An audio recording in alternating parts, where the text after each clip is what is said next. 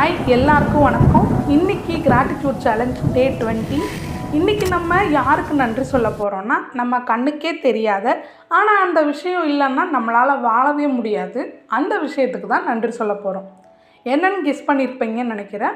ஆமாம், இன்றைக்கான நன்றி காற்றுக்கு தான். ஒரு மனுஷன் ஒரு நாளில் 20,000 தடவை சுவாசிக்கிறான். ஒரு வருஷத்தில் சுமார் 7 மில்லியன் தடவை சுவாசம் நமக்கு நடந்துகிட்ருக்கு. பொதுவாக மூச்சு காற்றா அளவுக்கு அதிகமாக செலவிடக்கூடாதுன்னு சொல்லுவாங்க. நாய் மாதிரி மூச்சு விடாதுன்னு சொல்லுவாங்க. ஏன்னா நம்ம எந்த அளவுக்கு மூச்சு அதிகமாக விடுறோமோ அந்த அளவுக்கு நம்ம ஆயுள் குறைஞ்சிட்டே போகும். அதனால தான் நம்மளை ரொம்ப கோவப்படக்கூடாது, கவலைப்படக்கூடாதுன்னெலாம் சொல்லுவாங்க. நீங்கள் நல்லா கவனித்து பார்த்தா தெரியும், நம்ம கோபமாக இருக்கும்போதும் பெருமூச்சு விடுவோம், ரொம்ப கவலையாக இருக்கும்போதும் பெருமூச்சு விட்டுட்ருப்போம். ஸோ இந்த மாதிரியெல்லாம் பண்ணுறதுனால நம்மளுடைய உடல்நிலை பெரிய அளவில் பாதிக்கப்படுது. பஞ்சபூதங்களில் நீரும் நெருப்பும் காற்றுங்கிற பூதம் இல்லைன்னா இருக்க முடியாது. எப்படின்னு கேட்டிங்கன்னா, நீரில் பார்த்திங்கன்னா H2O ஆக்சிஜன் இருக்கும். அதே மாதிரி ஒரு நெருப்பை நம்ம பார்க்கணும், ஃபீல் பண்ணணும்னா ஆக்சிஜன் இல்லாமல் நடக்காது. இவ்வளவு ஏன் இப்போ நான் பேசுகிறேன், அதுவும் உங்களுக்கு கேட்குதுனாலே அதுக்கு நமக்கு இடையில இருக்க காற்று தான் காரணம். ஏன்னா ஒளி காற்று இல்லாமல் பரவவே முடியாது.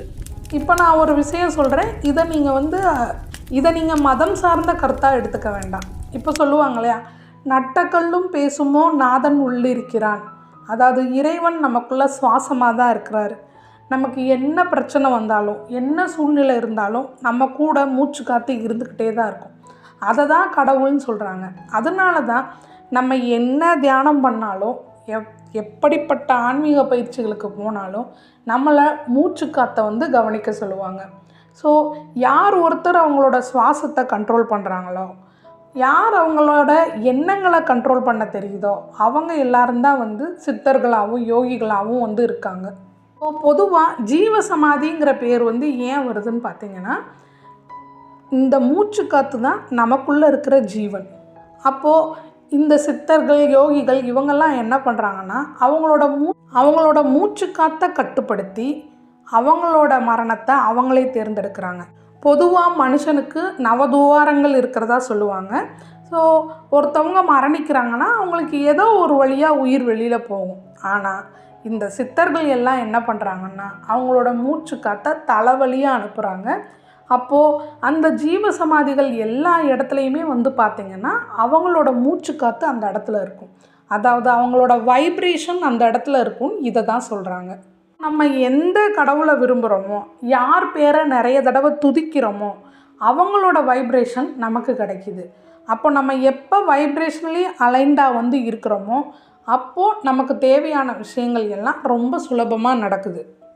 பொதுவாக தியானம் பண்ணும்போது பார்த்திங்கன்னா நம்மளோட மூச்சு காற்றை கவனிப்போம். அதனால தான் நம்ம இந்த ஒரு ஆழ்ந்த அமைதியான நிலைக்கு போகிறோம். இது எப்படி நடக்குதுன்னு பார்த்திங்கன்னா, நம்ம கான்சியஸாக சுவாசத்தை எடுத்துக்கும்போது, அதே மாதிரி ஆழமாக மூச்சு விடும்போதெல்லாம் பார்த்திங்கன்னா நம்மளோட பிரெயின் வேவ்ஸ் சேஞ்ச் ஆகுது. அதனால தான் நம்ம அந்த காம் ஸ்டேட்டுக்கு போகிறோம். ஸோ நமக்கு தியானம் இந்த வகையில் தான் பெரிய அளவில் உதவுது. இனி லைஃப்பில் என்ன ஒரு பிரச்சனை வந்தாலும் ஒரு தடவை மூச்சை ஆழமாக இழுத்து வெளியில் விடுங்க.